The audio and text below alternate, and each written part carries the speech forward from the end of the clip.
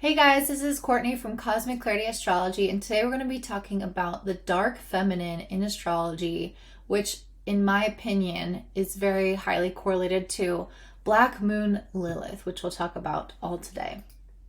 So, what is dark feminine? We first have to even kind of diagnose what this is talking about. So, femininity in general is typically more of like the light feminine when we think about the mother archetype, the nurturer, the compassionate, kind of gentle, feminine energy. Then there's a dark feminine energy, which people describe as the black cat.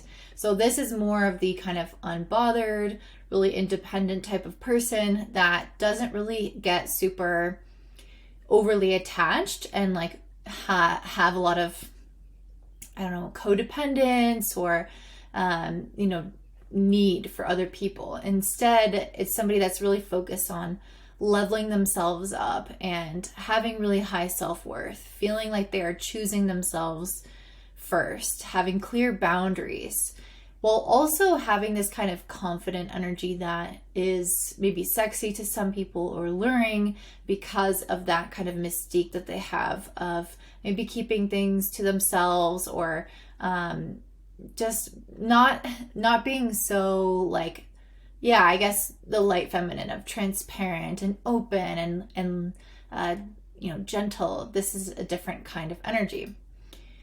So I see this correlated with Black Moon Lilith in terms of kind of the vibe that people give off. I do think Black Moon Lilith is a little bit more complex than the dark feminine, just because it has a whole mythology and archetype to it that really represents an entire person's story. And so there are a lot of different ways that people talk about Black Moon Lilith. They even say there's almost like 3 parts to Black Moon Lilith, and there's a lot of variations and kind of astrological information out there about this point, but it's not something that I'm going to get super into today. I'm just going to briefly touch on the fact that the Black Moon Lilith is basically considered the first wife of Adam in the mythology, and that she didn't want to lay beneath Adam. She wanted to be on top, if you know what I mean. And so when she was kind of being asked to do that, she left. So she rebelled, and she really represents a lot in relationship with that story because, let me just move my camera here. Because she's basically somebody who chose to kind of reject herself or to be a social outcast in some ways. And so, at least by separating from tradition or moving towards the unknown, she decided to choose a different path. She decided to reject the way that, the gods or whatever at the time were telling her to be like. And so basically she has come to represent this demonized aspect of the self that we can have a lot of shame around because we have a desire that varies from what is typical in society or, what's socially acceptable. And so I see this representing any area of our life, and we'll see with, Lilith in each sign, what that actually will pertain to for you personally, where you might have some of that shame or have trouble saying no to something in your life. I've also seen, when I do chart readings for people, I've seen Black Moon Lilith come up in a lot of really varied situations. And some of the common themes that I've noticed is, first of all, cheating is very common with Black Moon Lilith. So if you have like Venus and Black Moon Lilith together, cheating is likely a story within your relationships in some form or another. So from you or from that partner. But regardless, it's just a common theme, as well as triangulated relationships. And I have a whole other video talking about this, which if I remember, I will link it down below, but it's the kinds of relationships in astrology. And so triangulated relationships can be any type of three-person relationship, basically. So for example, if 2 siblings and a parent, that would be a triangulated relationship. Or 3 best friends, and they're kind of like vying for one person's attention. So usually there's some kind of uneven hierarchy in the triangulated relationship that is represented with Black Moon Lilith. And I would be curious if you guys have an idea hearing about all these associations in the mythology, I'd be curious to see if you have your own reasoning as to why you think Black Moon Lilith is associated often with these types of things, especially with the relationship aspect. Another thing I see common with Black Moon Lilith is a lot of comparison.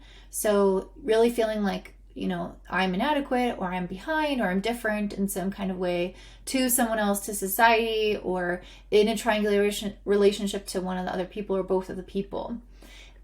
A lot of times I also see it having some toxic qualities, and I think that this is a little bit of deviation from the dark feminine, because I don't see that there's anything inherently toxic about the dark feminine.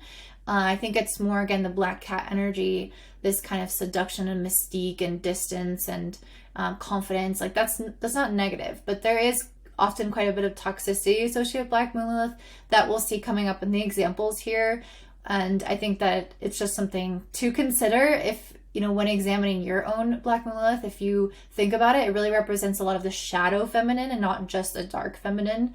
And so I see with the shadow feminine aspect of this, where we can, just have a lot of that toxicity. And I think Black Moon Lilith and Pluto have a lot of similarities. I see kind of Black Moon Lilith as almost a feminine version of Pluto. And Pluto is the god of the underworld. Pluto is also representative of literally the toxins in our body that we're expelling, but also toxic emotions. And it brings up a lot of things that have been really hidden and suppressed. And I see a really strong correlation between that meaning and Black Moon Lilith's own kind of toxicity, where I think she also can just be really attracted to things that are taboo or that are hidden, but also I think it can get quite, again, toxic or dark in some kind of way. So in general, it's about Black Moon Lilith, our journey with that point. It's not an asteroid or planet, it's a calculated point. And basically, our journey with it is to rebel in some way, to say no to what society expects of us or what our family told us to be like, and embody the energy of what we really want. It has this kind of Uranus quality where it's a little bit more about freedom and authenticity than it is about fitting in. But oftentimes when we're not kind of diving into this shadow of what we really want and this authenticity or authentic expression, usually, when we're not in there, we're kind of feeling more of this shame, or I want to hide this part of myself. I'm not integrating the shadow or my true desire here because society would judge me. So there's a quote that another astrologer said in one of her workshops around Black Moon Lilith, and she said, kind of described it on behalf of one of her examples, that no one will tell me how to live my life. And that's kind of the motto of Black Moon Lilith. So you can imagine what energy this brings up within you, where you just kind of stick it to the man in a way, as a figure of speech. So you can see here on the screen, the Black Moon Lilith symbol looks like a moon with a cross underneath it. So look for that in your chart. It should be black if you have colored charts. So look for that, and then look especially at the sign that it's in, because we're going to go over that now. But also everything else is relevant. The house it's in, aspects it's making to planets, and we will talk about some examples so you can see what I mean by this. So where is your Lilith? Find that sign, and then you can go ahead and pause the video. I might do like a really quick recap of all of the signs, but if you want to, you can always pause it and read it yourself. But Lilith in Aries is all about asserting yourself, all about taking up space, being more self-centered. So those with Lilith in Aries are on a journey to embody more of that energy, and they might feel guilty or ashamed or awkward when they're stepping into that role. Lilith in Taurus might feel like they are ashamed for indulging in too much pleasure, holding on to things too much, wanting material things, basically excess, as well as the desire to not let go of things. And I thought it was interesting that the astrologer that I mentioned, which I don't remember her name right now. I think it might be Lynn Bell, but I can always put her information below. But in one of her examples, she was talking about how one of her clients had Lilith in Taurus and didn't keep a lot of food on hand because they would eat it all, and they had, like, I don't know, a shame out of too much eating, or they just kind of restricted in that area of their life in terms of food in their kitchen. Okay, Lilith and Gemini could feel embarrassed for speaking too much or for too little, for their intelligence. Maybe they have shadow stories around people not thinking that they're smart or taking them seriously. Lilith and Cancer could have this shadow self around their needs. Cancer is ruled by the moon, which has to deal with our emotional needs. So if we are feeling like we need something from somebody, we might struggle to ask for that help. It could also be like a dependency thing where maybe you lived at home for too long, or your parents are paying for you, and that Lilith and Cancer can create shame around that. Lilith and Leo could feel wrong for trying to seek attention, for wanting to be better than people, basically for wanting to be admired. They could have shame around their pride, around their ego, and so that could be a triggering thing for them, which I have this, and I can definitely say that that's been the case for me, for sure. Lilith and Virgo, they might feel off for paying too much attention to practical details or striving for perfection, or they could have a journey around this. So I know somebody else who has Lilith and Virgo, and I can definitely say that they're not somebody who's very attention to detail, and that has come up in their life as a little bit of an issue. So there's things around this Lilith where we are meant to be in that energy, or we have shame around it because of our lack of having it, or we could say we have to say no to something around it. So just consider all the different possibilities of how yours might be manifesting in your life, considering this slide. Lilith and Libra might feel shame for seeking companionship and approval from other people. So it's all about needing or wanting other people. It's similar to Cancer, but less so for, feeling, I guess Cancer is more so about like nurturing yourself emotionally, and then the Libra is more about the companionship. Lilith and Scorpio might feel wrong for their desire for intimacy or their possessive emotions or kind of shadowy emotions. And so, yeah, it's similar again to Cancer, but in a little bit of a different way. Like, I need you, but that also can extend to all the other difficult emotions that can be attached to that. Lilith and Sagittarius can be ashamed for their curiosity or their need to challenge their beliefs, or just their beliefs in general, their dogma. If they have, a very strong perspective, they could be ashamed for any of that. So there could be stories around religion within the household where you have a different religion and it's your, place to kind of rebel against where you grew up.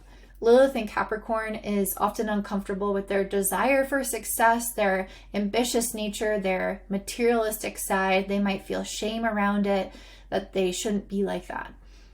Or something along the lines of having a journey towards it and feeling like you're not doing good enough.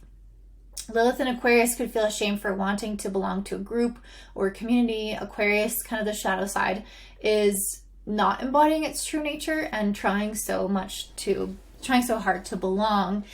Or Lilith here can just feel even more kind of in its own energy, because it does embody some of this Uranus quality where it's an outcast of some sort. So Lilith in Aquarius, I feel like, is really doubling down on that meaning of I'm an outcast, I'm different, I'm socially awkward, or whatever.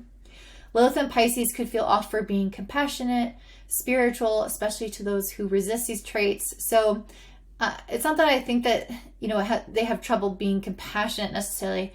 I just think that there's something about their, spiritual side, their spiritual practices, their kind of maybe different way of, living life through that sense, where their compassion shows through their actions and it differs from other people, maybe lacking boundaries, things of that nature, which is very typical for Pisces. There could be a shame around just the way that you express yourself spiritually, creatively, and then also especially through boundaries, things like that. So, okay, let's talk about this in people's charts. We're first starting off with Marilyn Monroe. She has Black Moon Lilith on her ascendant, literally within 1 degree or less than 1 degree. It's really just a few seconds. So the ascendant in the chart is all about how people perceive us. It's literally our physical appearance and our body. And so here with her Black Moon Lilith, she really came back as kind of this sex symbol. She redeemed in many ways kind of the feminine womanly figure in a time where, you know, there was a different style, and I feel like people didn't have as many curves, or that wasn't represented as much in the media, I should say. And so she really brought it back and popularized it. One of the things that's interesting is that she posed nude for a magazine in August of 1949, and this, I only had a month-long time frame. I couldn't get a specific day. But this is when the sun should have been passing over her Black Moon Lilith, which I thought was interesting.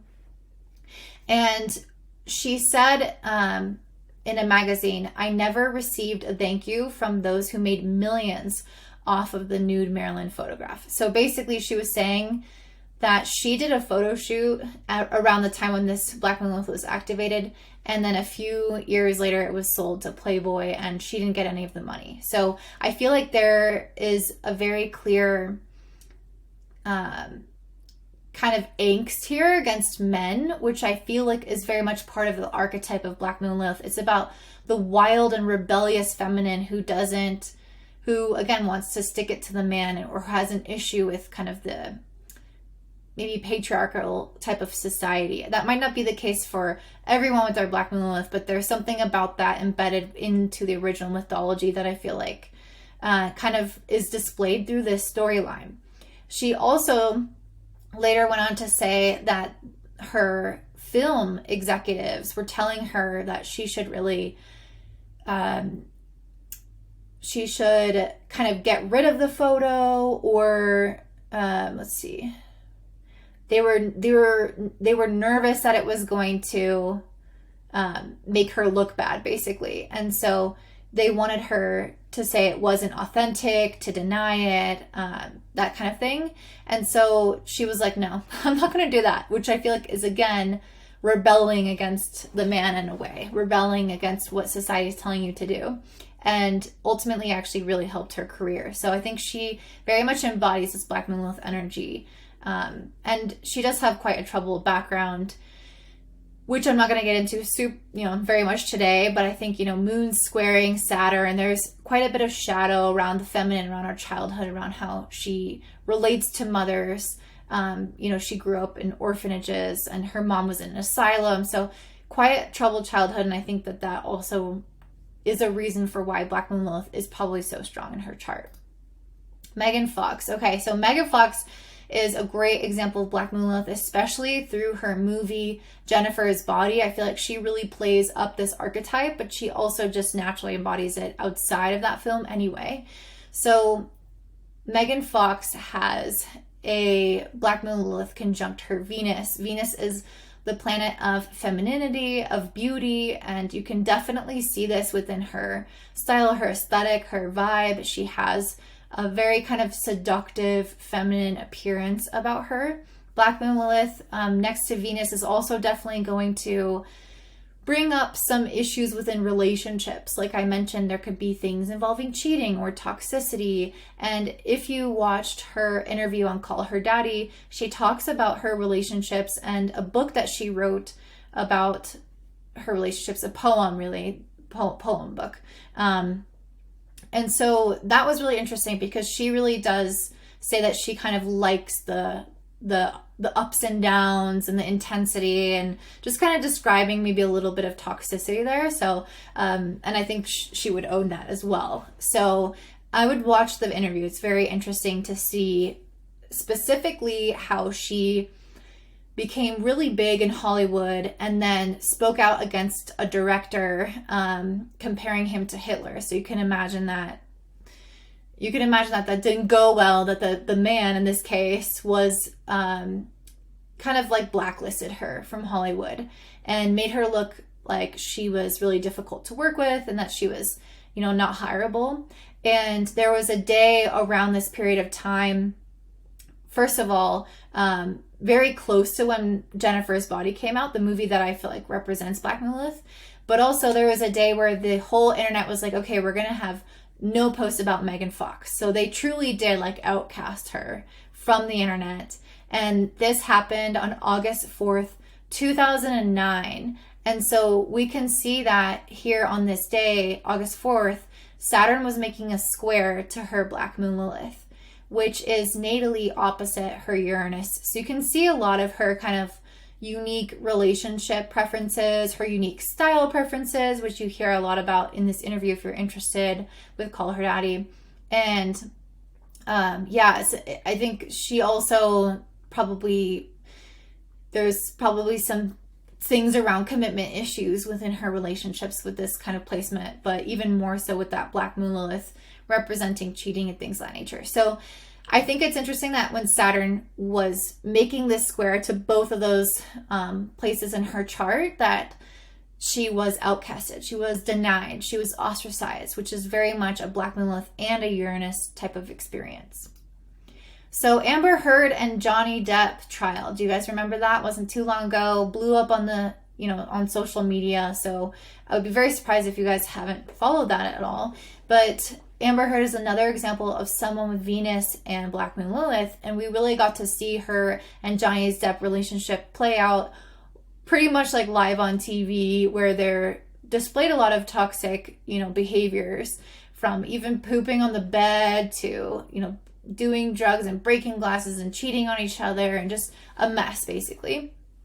And so I think that you can really see that play out again with Venus and Black Moon Lilith together. It's a quite common occurrence, and it doesn't mean that that's going to be the case for you if you have this placement. There are many ways to interpret this. Again, you can kind of go back to one of the first slides where I described everything Black Moon Lilith could mean. But during this time, just like Megan Fox, she was having Saturn make a square to her Venus and Black Moon Lilith. And you can see she was also completely ostracized from society, where everyone really turned against her at this time. So again, you're seeing kind of this big rise with this Black Moon Lilith energy, this kind of, attraction that the public has to her, or, the seduction that she gives off, this magnetism that Black Moon Lilith gives off, both of these ladies. And then how it can also be turned against you.